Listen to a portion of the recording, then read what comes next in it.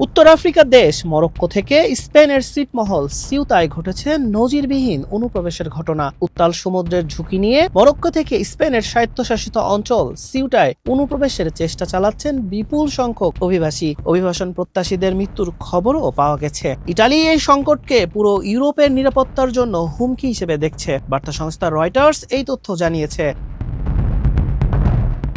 Spanish গণমাধ্যম জানায়, উত্তাল সমুদ্র পাড়ি দিয়ে সিউটায় প্রবেশের চেষ্টা চালাচ্ছেন 50,000-এরও বেশি অভিবাসন প্রত্যাশী। মাত্র 83,600 জনসংখ্যার এই ছোট শহরটিতে 24 ঘন্টায় অনিয়ন্ত্রিত অনুপ্রবেশের ফলে খাদ্য, চিকিৎসা এবং নিরাপত্তা ব্যবস্থা এক প্রকার ভেঙে পড়েছে।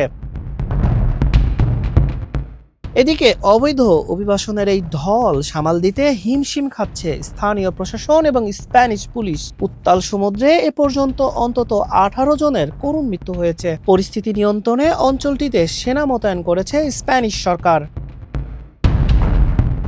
মাদ্রিদের স্বরাষ্ট্র মন্ত্রণালয়ের এক বিবৃতিতে এই নজিরবিহীন অনুপ্রবেশের পেছনে মানব পাচারকারীদের চক্রের উস্কানিকে দায়ী করা হয়েছে। সম্প্রতি স্পেনের সর্বোচ্চ আদালত রায় দেয়, সিউটা বা মেলিলিয়ার পথে সমুদ্রে আটক অভিবাসীদের মরক্কোয় ফেরত পাঠানো যাবে না। অভিযোগ উঠেছে, মানব পাচারকারীরা আদালতের এই রায়ের সুযোগ নিয়ে ঝুঁকিপূর্ণ সমুদ্রপথে অভিবাসীদের ঠেলে দিচ্ছে। সিউটা সফর করে সংকট নিরসনে দ্রুত পদক্ষেপ নেওয়ার প্রতিশ্রুতি দিয়েছেন স্প্যানিশ প্রধানমন্ত্রী পেদ্রো সানচেজ।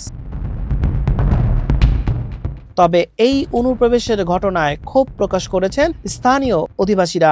এদিকে সামাজিক যোগাযোগ মাধ্যমে এক্সে দেওয়া এক পোস্টে ইতালির প্রধানমন্ত্রী জর্জিয়া মেলোনি বলেছেন, এটি ইউরোপের সীমান্ত নিরাপত্তার জন্য বাস্তব হুমকি। সেই সঙ্গে স্পেনের সঙ্গে সেনজেন চুক্তি সাময়িকভাবে স্থগিত করার ইঙ্গিতও দিয়েছে ইতালি সরকার। মরক্কোর উত্তর উপকূলে অবস্থিত সেউটা জিব্রাল্টার প্রণালীতে স্পেনের মূল ভূখণ্ড থেকে বিচ্ছিন্ন একটি ছিটমহল। উত্তর আফ্রিকা থেকে ইউরোপ প্রবেশের প্রধান রুট হিসেবে ব্যবহৃত হয়ে আসছে এটি। হাসান শাহরিয়ার, মানব কণ্ঠ।